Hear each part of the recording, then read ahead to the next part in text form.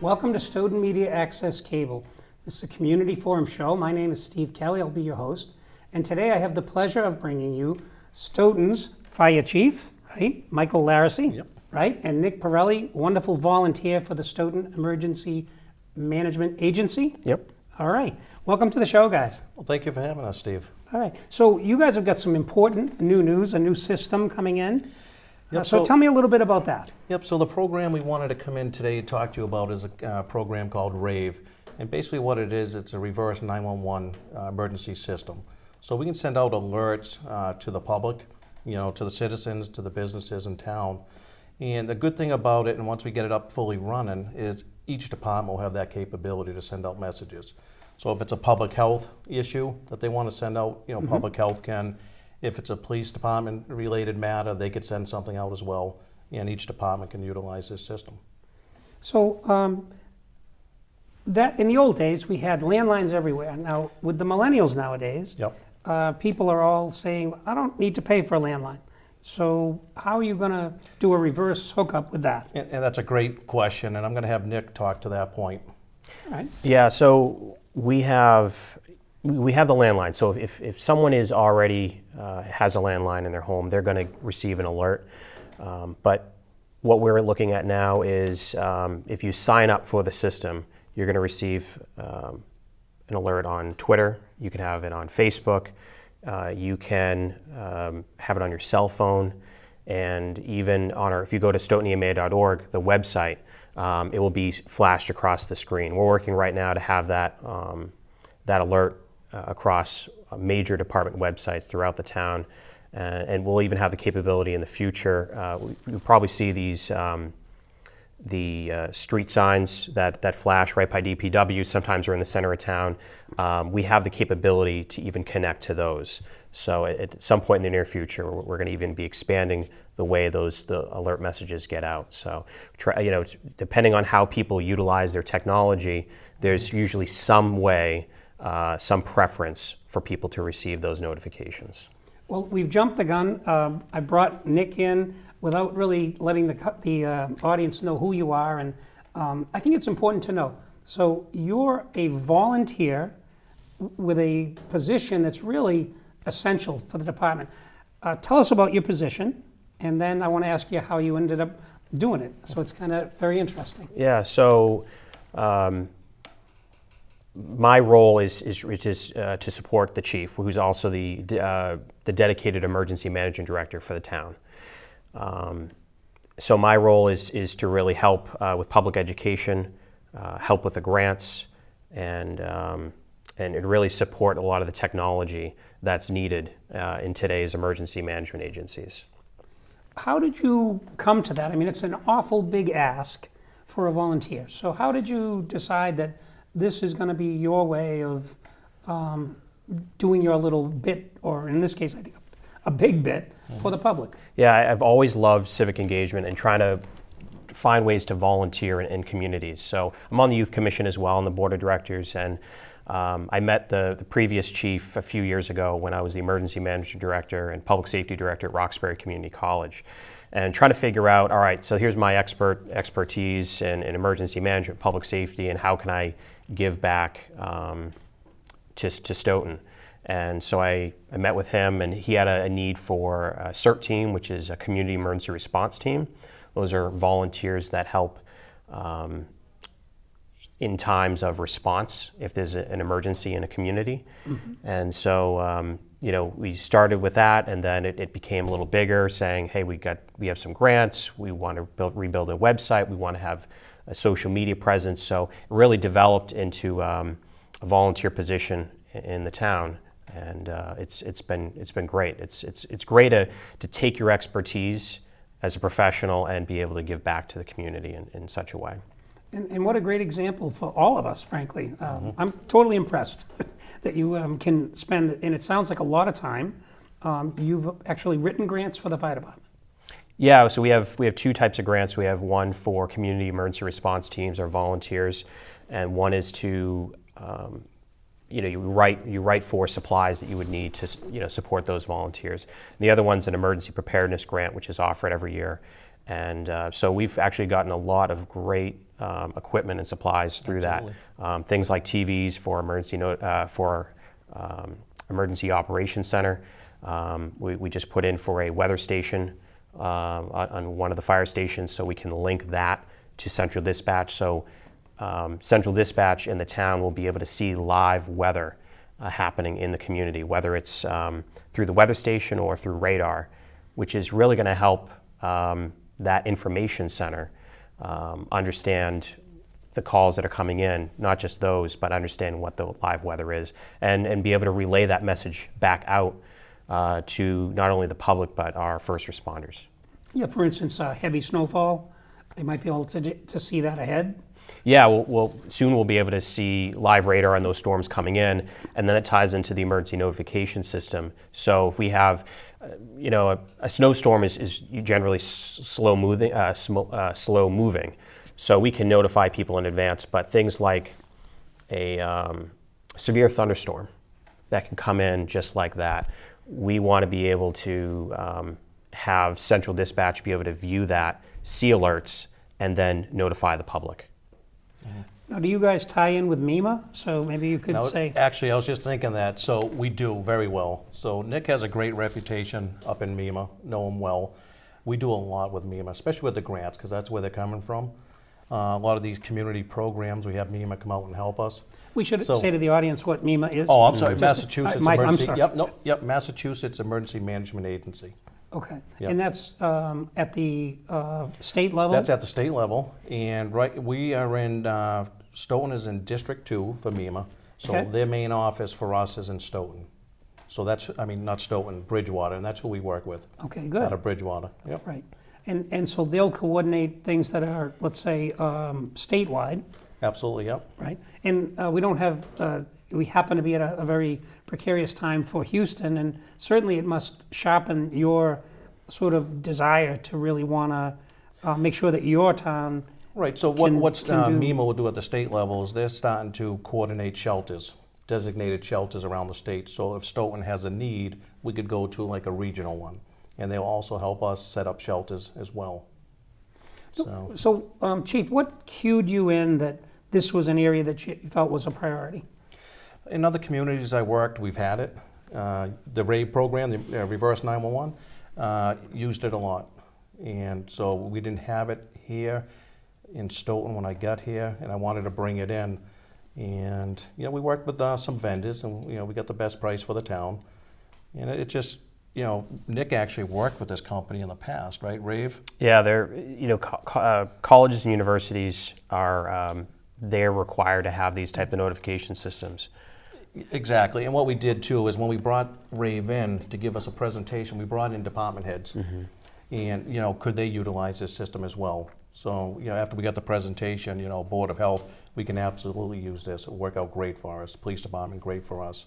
Engineer, and whatever the case may be, DPW, if they have any, messages they need to send out.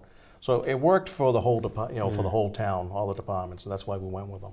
You want that flexibility too. Yeah. And that's not only it's just about the best price, but it's the flexibility and ease of use. Right. Because, whenever you're going to use the system, you want to, you could be under high stress at the moment. And so a platform like this that for first responders can be utilized and sent out over a phone or sent over a computer in a very easy, user-friendly way is important. Right, so if I had a hazardous material incident going on and I needed to alert, a certain section of the town, Yep. We could do it right there from the phone.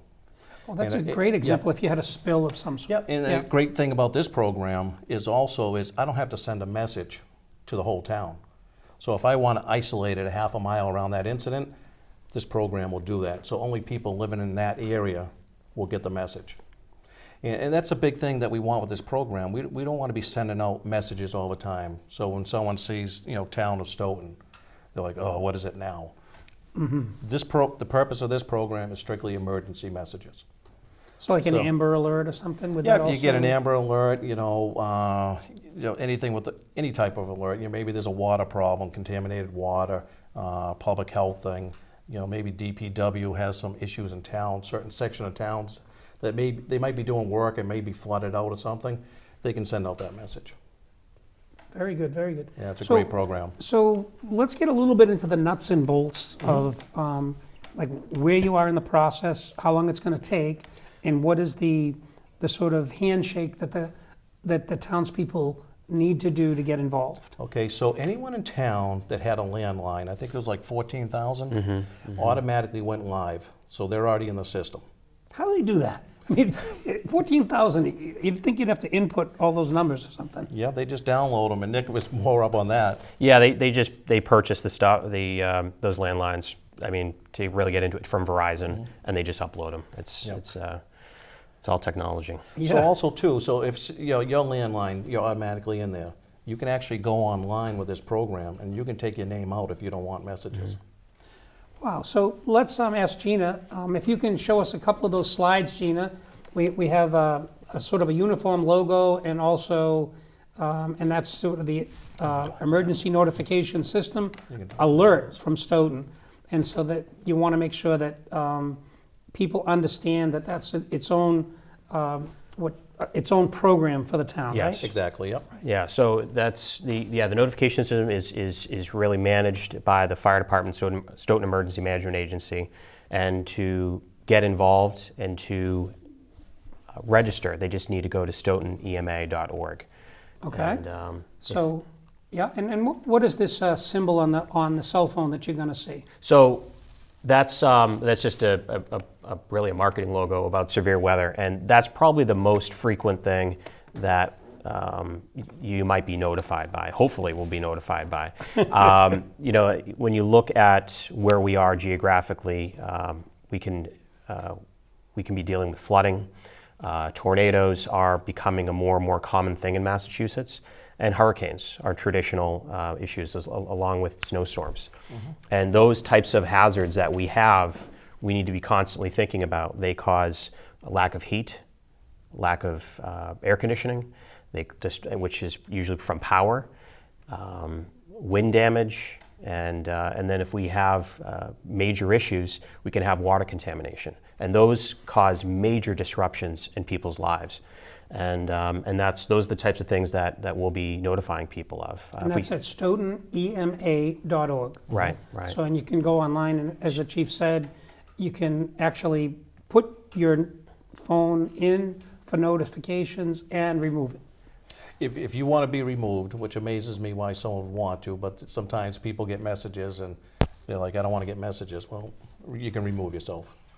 So they can absolutely do that. Yeah, they go right onto the website and they'll see the logo that you just projected on there. Click the logo and it takes you right to the platform, and you just enter your information, and you can enter as much or as little information as you like. You know, if you want to be informed about what's happening with Twitter and Facebook, then you can add that stuff in there. You want to add your phone number, your cell phone number, you can do that. We recommend that you put as much information in there as possible. Because you never know when you're going to need it. You never know if your landline's going to be out and the only thing you have is your cell phone because those are out. Or maybe you're behind a computer and your cell phone has died, and you can get a Twitter or a Facebook alert. Yeah, and this isn't strictly for residents, business owners as well. If their staff wants to be alerted to things that happen in Stoughton, people living outside the town can sign up and get messages as well. You may have family members living outside the town that want to keep track on their family here, their grandchildren here, whatever. They can certainly go on and do that as well. That's amazing, Yeah. right? So, and that seems to be a very common use, right? Someone with your grandchildren, whatever, that you want to keep track of. Absolutely. If they have an emergency, I'd like to be notified. Yep. Yeah. Yep. And you can be notified, like we've been saying, a number of ways, which is great. And even just, not everyone uses the same system. We use like a company called Rave Mobile Safety. But if just even thinking about as an individual, if you work in another community, you spend so much time at work every day, 8-10 hours a day, Monday through Friday, if you're that traditional person. And just being able to go to that fire department, that emergency management website, and even signing up for their notification system is important. Yeah, reach out to your town you work in, if you're outside of Stoughton, and see if they have such a program and sign up. So you get those alerts. Yep. And there is, and one of the questions, there's no fee to anyone on this. The only fee is the annual fee for the town. And what kind of a fee does the town pay, do you know? Yeah, right now, it's around $5,000, and this year, we're able to do that with a MEMA grant, most of it.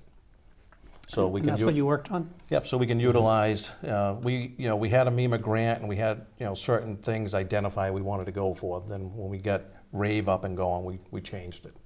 And we told MEMA we want the money to go towards this. So you can actually input with them? Absolutely. Now, Yep. you mentioned about the SERP.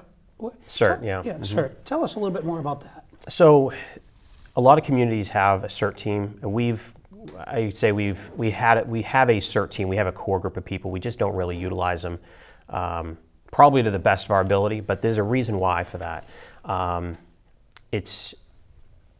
What I'm trying to do is focus on public education first, and get people, be self-reliant and responsible citizens, and really be take care of themselves for 72 hours. And once we really offer those programs and classes throughout the fall and the spring, we're going to dive into more of what I call a traditional CERT team. So starting in the fall, September 27th, at the fire department on Central Street, we're going to offer a class called Are You Ready?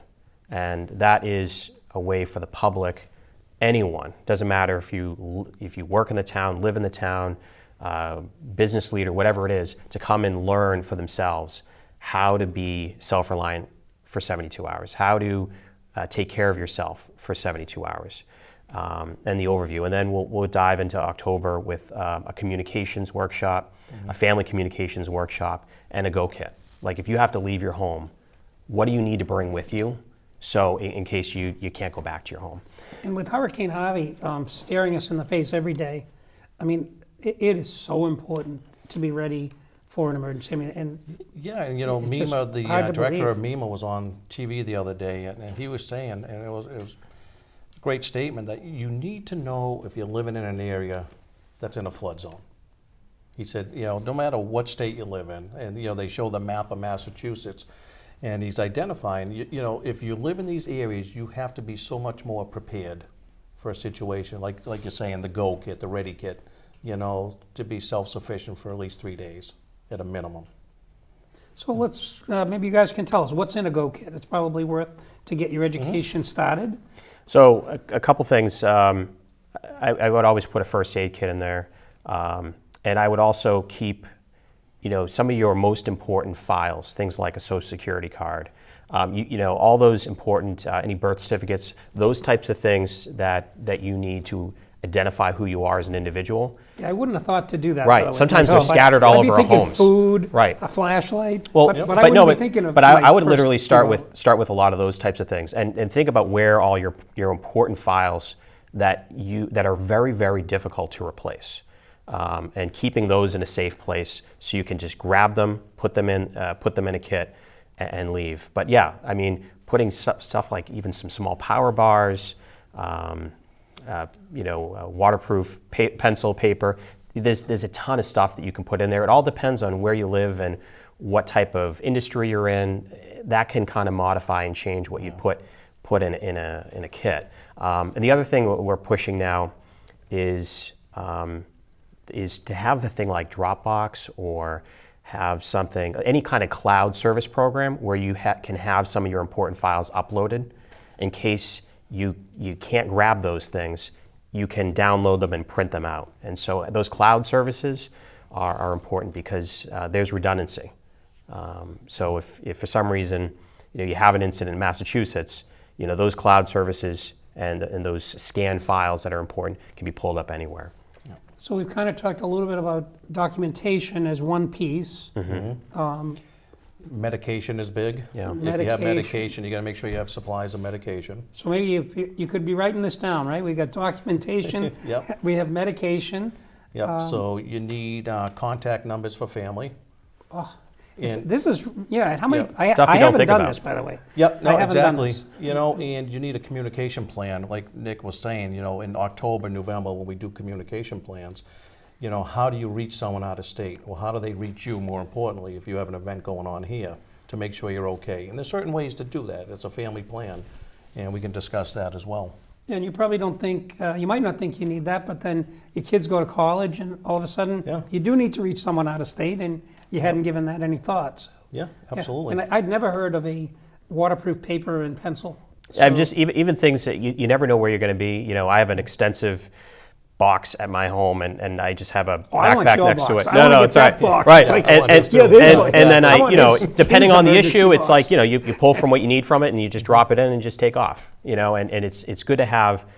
Just What's your address again? Hey. But the other thing that we talk about too is, and you think about a place like Hurricane Harvey, right? That area there, which it's so regional. I mean, you can be over-prepared, but even think about, what do you put in your car? Like, if you can't go back home, you know, do you have a kit in your car? Do you have a kit at your workplace? Now, I'm fortunate that I work locally, but I'm thinking about when I worked in Boston at Roxbury Community College, and I might not be able to get home. You know, I had a kit at work, so if I had to stay there and I couldn't go home, I'm self-reliant for a few days at work. So there's a lot of ways, and that's what we're going to get into the workshop. It's really a workshop to brainstorm and think about how you're going to communicate, and then what are you going to put in your kit, you know, for home, for work, and your motor vehicle.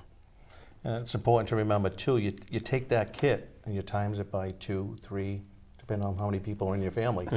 These are individual kits. It does sound like you really would benefit as a family to attend a workshop, because it's different. Like for a certain person, maybe knowing that you got to put your guns somewhere and Yep. lock them differently, or do something with them different in an emergency than you would otherwise. So that's an example, or someone Yeah, with college exactly. kids, or Yep. There's tons of places where you can go buy these kits, but they're really not complete kits unless you put all the information that we've talked about in there. Right.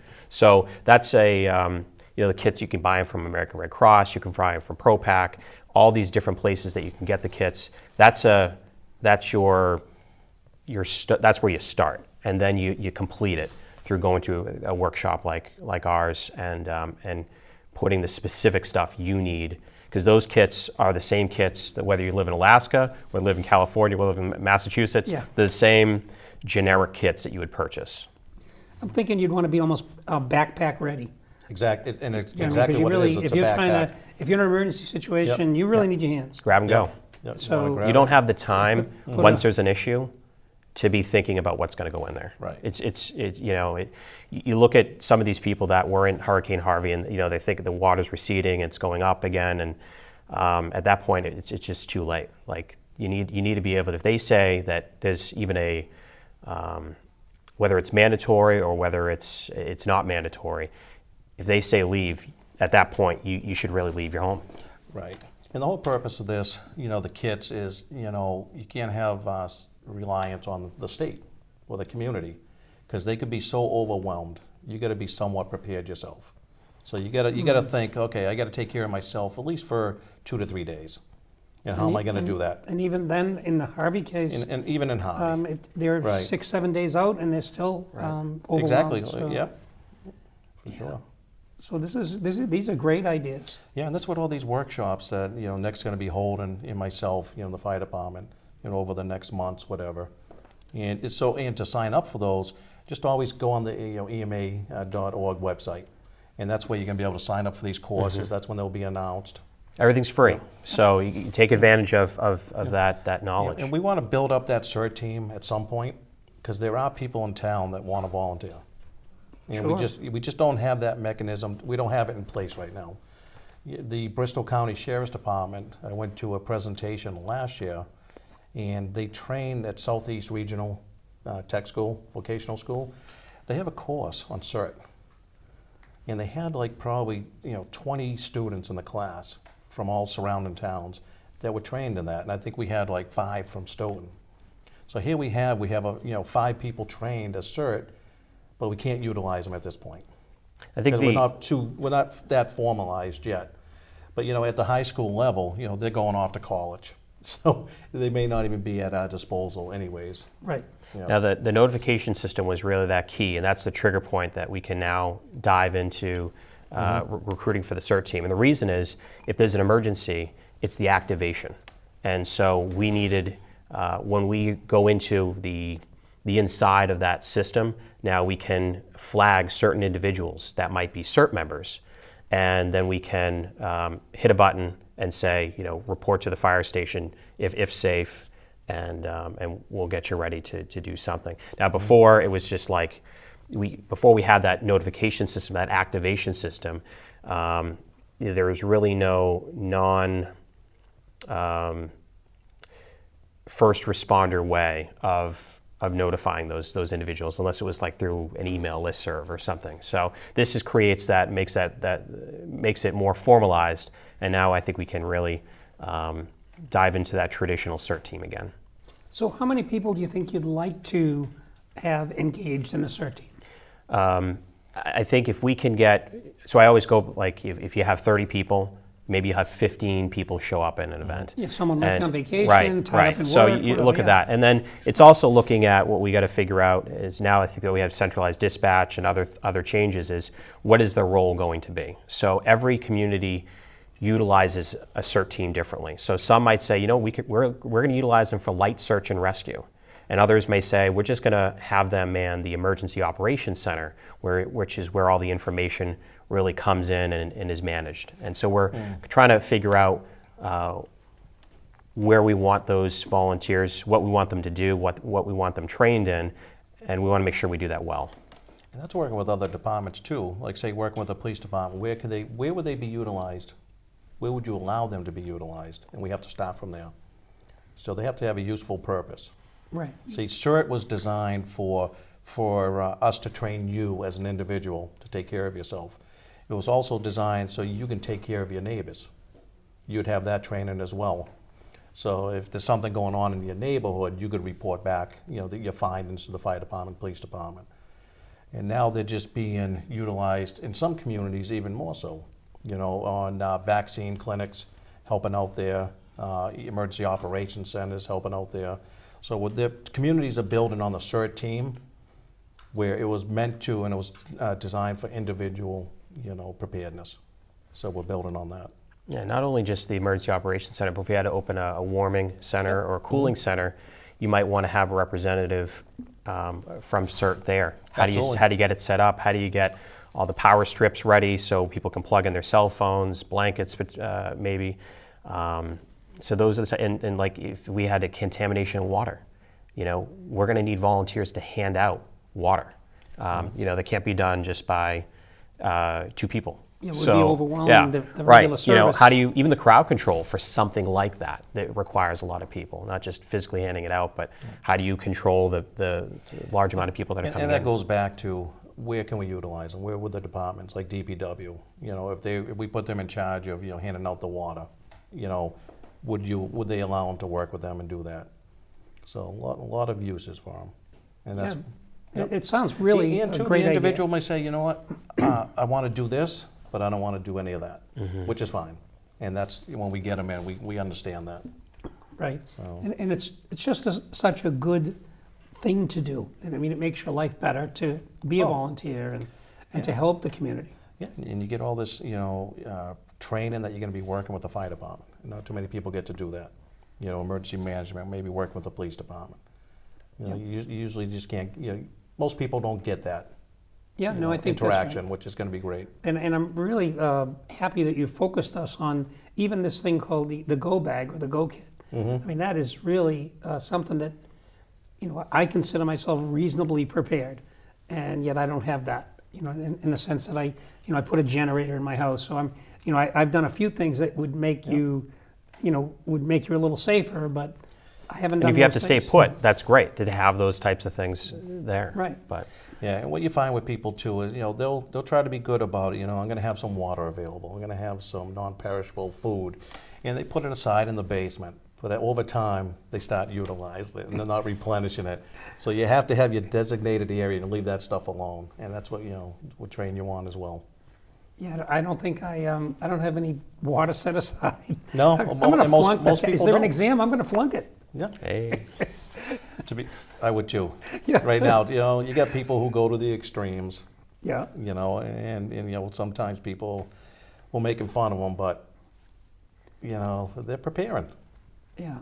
What about food? What kind of food should you put away? Well, what would you say? I mean, I think if you're going to stay put, the canned goods are Absolutely, the cans. those stay Yeah. for years. And for me, if I was thinking of a go kit, I would put high protein power bars because you're not going to put cans in a backpack and weigh you Yeah. down. You need Okay. something lightweight, Yep. high in protein, and What do they call, Nick, like the military meals? the MREs. Yeah, What like is it? to just add waters. Yeah, MREs. Yeah, so they come in packets. Yeah. Yeah. And you just add water, whatever. Yeah, And those are lightweight too. Yeah, and those are like Twinkies. They last 20 years. So you can keep those in your basement too. Full of sodium, but who cares Twinkies about last sodium? more than 20 years, Yeah. I got to tell you. And yeah, I think you can pick those up. I mean, we have a store in town. Absolutely. They're So selling those everywhere. Yeah, so you can buy just- those, right? I think in the center of town still. And they don't take up much storage. And you can even put those in your pack as well. What about clothing? I mean, let's say you have a 10-year-old and a 6-year-old. What sort of clothing do you think makes sense? Should they have rain gear or a winter jacket? I mean, obviously seasonal, but Yeah. but just in general, do you have any recommendations with that? I would say just to have, at least 2 or 3 days worth of clothing. In a real emergency, if you're wearing the same clothes for 3 days, So what? So what? Exactly. So I mean, so I would say at least have a clean set. So if you get wet or something like that. Yeah, wool Yeah. I think is good too, just so you're not, if you're wearing cotton and you're getting wet, that's definitely, almost, think about if you're almost going camping, right? A lot of times you want to wear wool to pull away the moisture, and definitely having, like, they sell those disposable ponchos, everywhere for like $1. Having a couple of those in a go kit's not the worst thing in the world, and they actually can be used as a hybrid tent, or a tarp if you really need to, if you want to rip it apart. All right, so I'm also going to need a trailer for my wife's shoes. Yep. There you go. Yeah, exactly. Yep. So you got to have that tow hitch, right? Yeah. Oh, goodness. So what are we missing in this discussion that we really want to make sure that people get a sense of? Well, I think, with this new program, Rave, we're going to be setting up, booths. We're going to be going to different events and having people sign up, promote it. October 17th, I believe is the date, we're going to have our first annual Fire and Safety Wellness Fair at the Senior Center. We're going to have the Sheriff's Department come in. They're going to do a cookout for the seniors. And we're going to be putting out a flyer soon. And we'll have a emergency management table set up. And Nick will be able to sign people up that want it that day. So if you want to add a cell phone, anyone that attends that day, they want to make sure that they're actually in the system to confirm it, we can do that as well. So we're going to start hitting some events, and we're really trying to promote this. That's why you see some of these logos. What's important today is that the town does have an emergency management website. Go to it. It's just not these things we're talking about. It's, it's links to MEMA and national sites and all that. So, go to that for education as well. You're talking about the Go Kits, link to MEMA, and go from there. We So talk about Gina, could you pull and up FEMA for as me? well, Gina, could you pull up the contact information for Nick as well? I think we have one slide that people could jot down. There we go. So, Alert Stoughton, and it's Nick Pirelli, and Nick's a volunteer. He's doing a great job on behalf of his fellow citizens. A lot of kudos your way, Nick. So it's npirelli at stoughton-ma.gov, and he also has Twitter, which I don't know what that is, at Stoughton EMA, all right, and then Facebook. I think it was Bill Belichick, the Patriots, said Snapface. I don't think that's it. So it's Facebook at Stoughton EMA, and then www.stoughtonema.org. So if you have some questions, or if you want to be involved, if you'd like to volunteer, Nick, is that a good choice? Yeah, for them? actually, just email us directly, and over the next month or so, we're really going to be gearing up for the public education aspect, and that's going to be, in a way, a recruiting mechanism for our CERT team.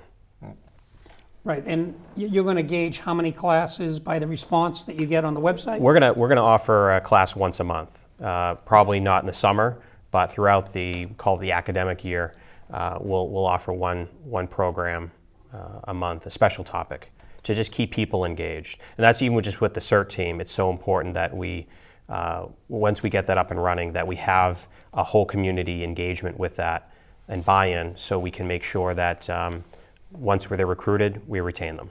Right. And if you don't want to be part of the CERT team, certainly take part in the training. Yeah. They don't go hand in hand. You don't have to do both. Yeah. Yeah, and I'm sure you probably have something planned for a fire, say a fire safety lesson, right? What to do if your house goes on fire? Right? Yeah, that's built into emergency management too. Where are your electrical shutoffs? Where's your gas supplies if you have gas? And we talk about all that too. Fire extinguisher training, something Yeah. that we've done in the past, and we'll probably end up doing that again. I mean, people look at this stuff, all the different types of fire extinguishers and how to actually use it. Some people have never actually used a fire extinguisher, and when we did it, I think it was last year or the year before, people got really excited. Got to make a big mess. Yep. The different types of fires that you have, chemicals or whatever. Right. Yeah. So, if we could digress just a minute, what about the down in that Hurricane Harvey, and they have these oil plants and chemical plants. So what will they do with the water that's seeping into those places? How are they gonna pull us out of that? On the news this morning, they actually have a chemical explosion from one of those plants. Yeah. So the plant flooded out, did whatever, activated something, and they had a couple of explosions. I haven't heard the results of that, how bad it was. But they were really worried about that when this water started, rising in that plant. And they also have contamination. I think Nick had mentioned. They get contaminated, public health. All this water. The sewers, the septic. Yeah. It's so they have a public health crisis as well. It's a long road. It is for them. Poor people, and that's absolutely. why it's so important that we begin in the preparedness stage. And not wait until the response. When we think about emergency management, like the chief said, it's police, it's fire, it's the schools, it's public health, it's DPW, and having everyone work together so the recovery process and the response process is efficient. Everyone's on the same page, great communications, and we're hopefully have a minimal disruption in public service. Yeah, one of the things that we do, I teach at a college, and one of the things we do to start every class is we say, let's have a emergency place that we go to if anything happens. So the whole class will go. So in one case, there's a Dunkin' Donuts across the street. So we say, okay, we're going to go. Everybody's going to meet in front of Dunkin' Donuts if we have to clear the building, just to get a head count. So we're going to know who's where. Yeah, and that's part of we do that with the fire department fire escape plans.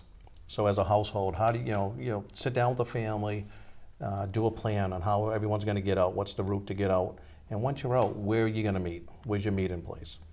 Because what we have found in the past is you'll pull up to a house, and there'll be a couple family members out front, and now they're thinking, is there anyone else in the house? Any other family members? Well, yeah, there's my husband and son. Well, there's nowhere to be found. So we go in, and we're looking for potentially a couple, people inside the home. And they're out back because they went out back, the other family members went out front. Yeah. You need to designate an actual meeting place for the family.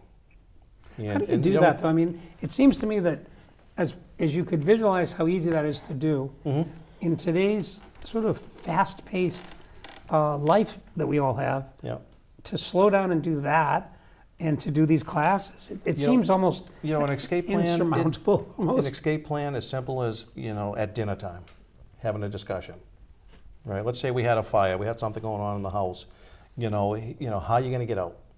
Great. Maybe they should have a day. They should have a day that, in other words, like a nationwide fire escape day for your family. Yeah. So in other words, you have various Washington's Day, like car sale day, but it seems to me that if everybody focused, so you could get people to just focus on that. So we do it on Fire Prevention Week in October.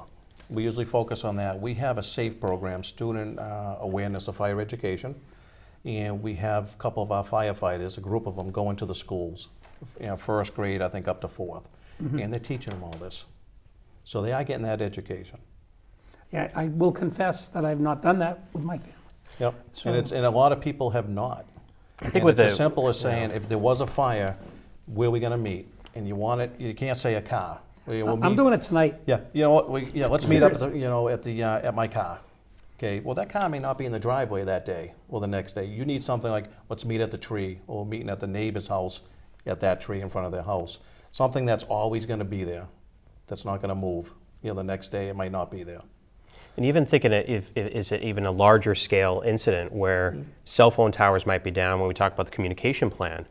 I mean, I think people rely on technology so much, and what if they don't have their phone with them? What if they left it in the house and they have to leave? You know, that's why, you know, for the chief, it makes sense to, if you have to run, where are you going to go? In a larger scale, when we're talking about maybe even the cell phone towers are down, you have to be thinking about emergency management if all that great technology that we rely on every single day is just gone. And that's why having that communication plan, and where are you going to meet, and who you're going to call, and what are the addresses. Even things like addresses, like, you know, we don't remember phone numbers and we don't remember addresses anymore. Oh, yeah, definitely. Because we rely on technology. You know, it's like, take me to mom's house, and then you know, the phone will take you there. Or, you know, call mom, and it dials the phone number. But do we actually know the address? Do we know the phone number of those people in case our phone, the technology we rely on every day, is not available to us anymore? So that's why having those conversations at dinner are so incredibly important. And you see a lot of times PSA, you know, public safety announcements through FEMA and other places on why it's so important to be prepared and have those conversations around the dinner table. Yeah, I don't know how it missed me. We're I so just never busy, did but it. people's lives are so Yeah. busy that we haven't been personally impacted from it. So we just wait. We put it on the back burner. We prioritize things that impact us most. And what ends up happening is, you know, people they put it on the back burner, and then an incident happens, and then it's too late. And that's really what it comes down to. So we want to push this proactiveness and preparedness, because if we can put the extra time and money into preparedness, the recovery and response will cost a lot less in the end. Oh, I'm sure it makes sense from that. Right. Absolutely. But we need to get This that in is people's heads. efficiency. Yeah, all you for got to do is sure. look at Harvey, Yeah. you know, and you're at 30,000 evacuations. You know, and the money that's spent on evacuating all those people, where, you know, in some of the communities, it was a mandatory evacuation, but they refused to. So by refusing to evacuate, look at the cost now to, you know, go out and rescue them. Yeah, I think So everything's tied together. It's just Yeah. amazing. Yeah, I think our lives are not so pretty and squared and streamlined. No. That, you know what I mean, when you look at a region, you know, maybe 3% of the people are going through a divorce, and someone's dying in a house in another one. You know, your life's not this place where everything's so organized. And I think that may explain some of the disaster and the lack of, like, compliance that you might hope would go on. It's much more understandable if you think about just the society, the way your lives move through various ages, let's say, that you have. Yeah, absolutely. You know, you get some kids that are living between two homes because of the family Yeah. situation. Yeah, and, You know, and what's when do being they done sit here down may and not- talk about it, and which Yeah. home am I in, which tree? Exactly. So, you know, so I Yeah. think it's a lot Yeah. harder. It is Yeah, I harder think, nowadays, for sure. Yeah, it's hard to even watch some of that, but it's great that there's so many great responders down there, and looks like they've done an admirable job. I mean, Yeah, they seem to be doing a great job. so I'm going to ask Gina. We're going to have the PSA. Let's get some announcements up, and then we'll come back to the chief and Nick to finish up. So if you can run our public service announcements, that'd be great. Hi, it's Gary LaPierre, and the crew wants to thank Maxie's Delicatessen. That's at 117 Sharon Street in Stoughton. They're 781-341-1662. American Cancer Society, yes, they're looking for volunteers. Drive cancer patients to and from their treatments. 1-800-ACS-6662, or just go to www.cancer.org. Ilsa Mark's Food Pantry in St. Anthony's Free Market, 2 Park Avenue in Stoughton. For more information, call Christine Gallagher. That's at 781-341-0611 or 781-341-0549. Meals on Wheels. Just ask for Jessica. You'll find her at 781-344-8882, extension 2. Stoughton Penny Saver, Our business is advertising your business, they tell us. 27 Rose Glen Street, Stoughton, 781-344-4833. Community Forum showtimes in Stoughton. It's Thursday, Friday, Saturday, and Sunday at 6 p.m., Monday at 8 p.m., Tuesday at 5 p.m. It's on Comcast Channel 9 and Verizon Channel 28. All comments and suggestions welcome. Contact us at communityforum1@yahoo.com. Samaritans, they're at 41 West Street on the 4th floor in Boston, 02111. Their phone number is 617-536-2460.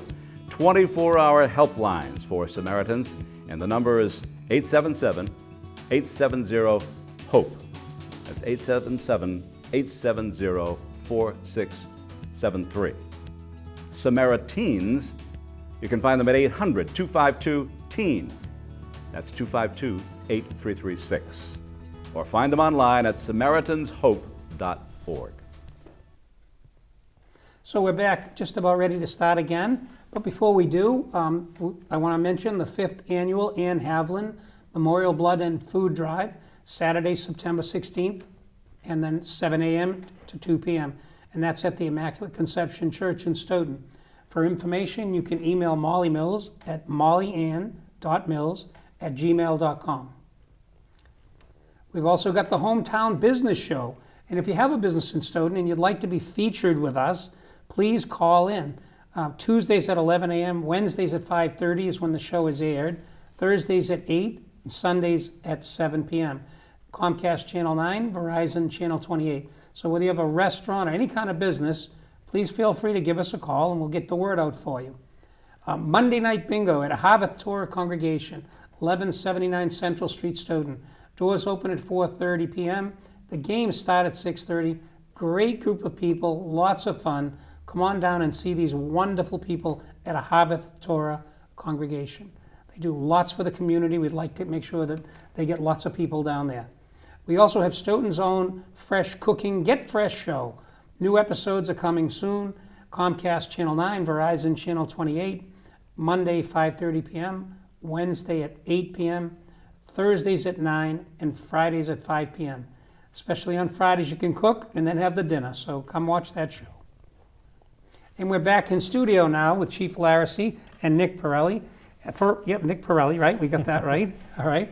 And I wanted to also ask you guys about some of the, the staffing considerations that you've had and any grants that you've been able to get.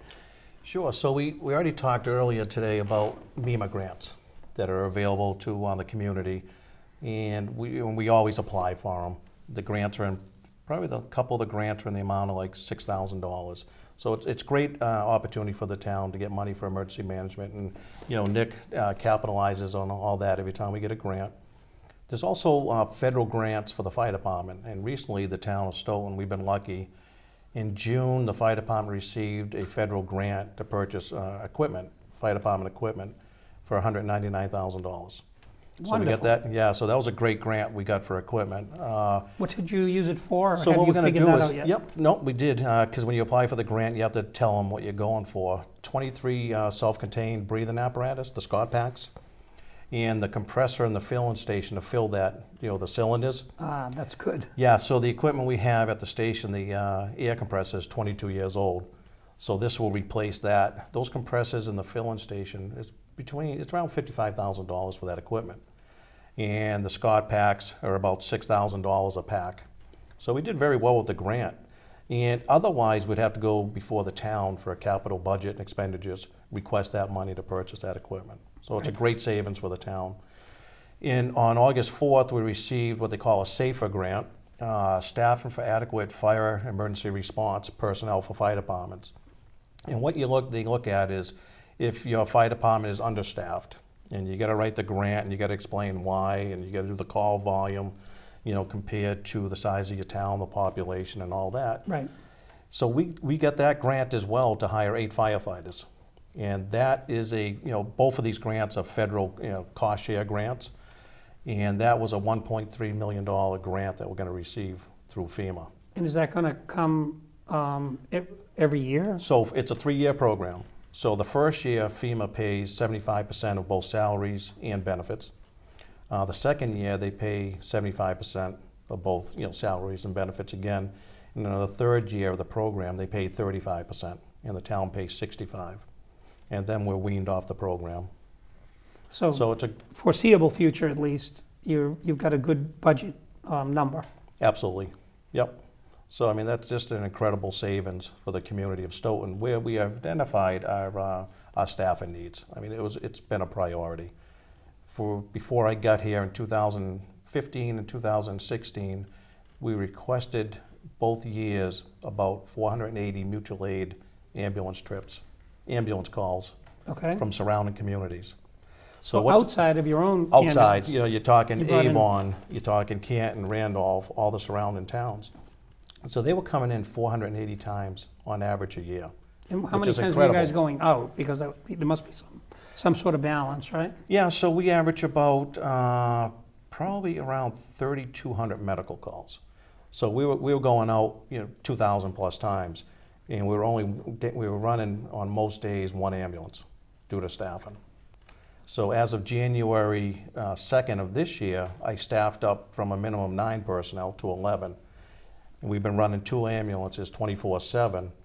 And as a result of that, and as a result of the selectmen increasing the ambulance fees, which hadn't been done for 7 years, we have already brought in an additional $417,000 in ambulance revenue. And that's only running 2 ambulances half the year.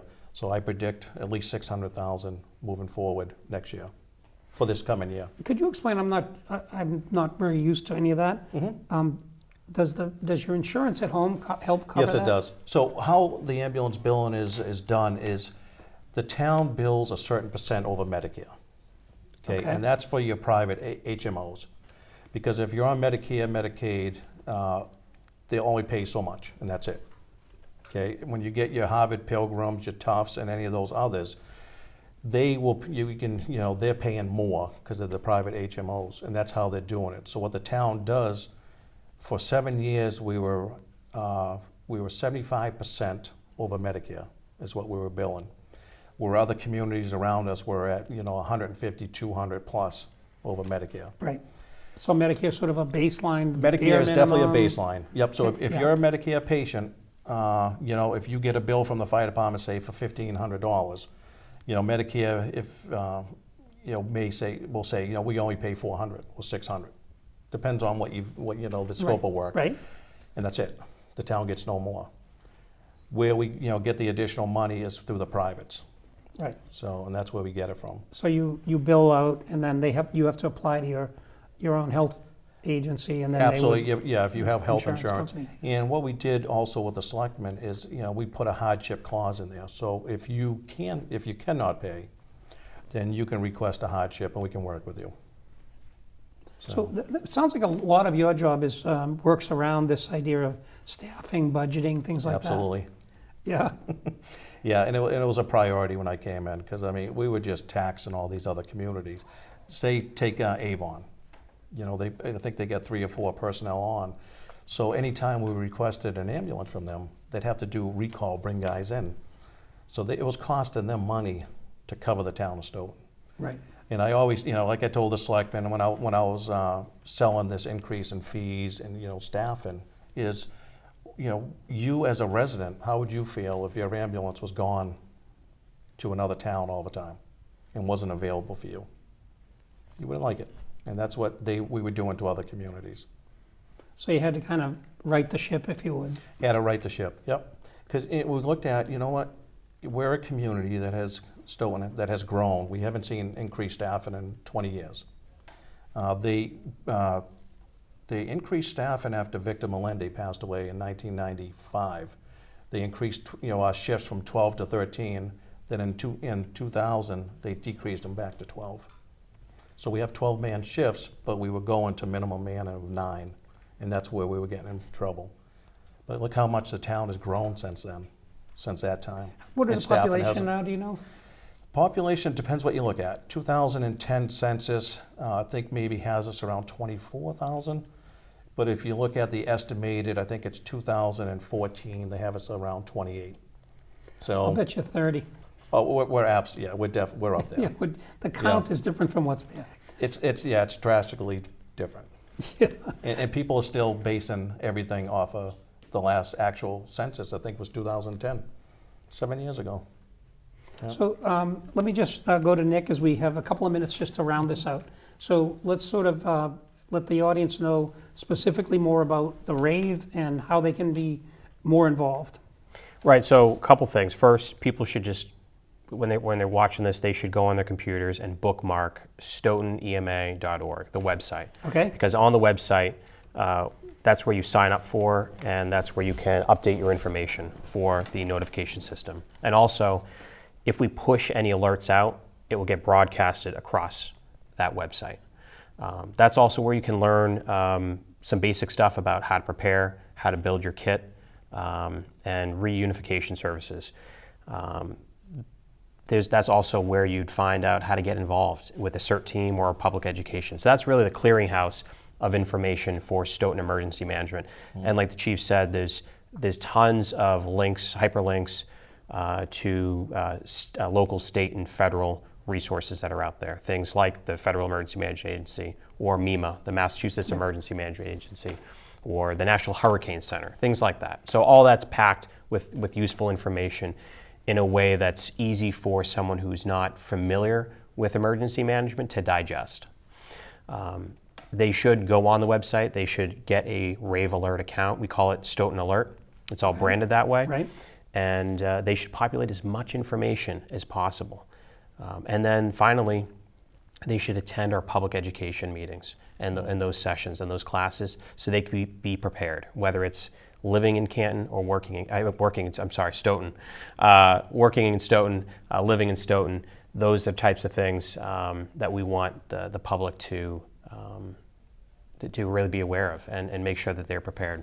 Very good. Well, I want to thank you both for coming on and sharing this great information. I also want to thank Bella Coe, who's behind the camera over here, and Gina Coe, Roy Cohen in the back. I want to thank you all for watching. So thanks for the show. Bye-bye.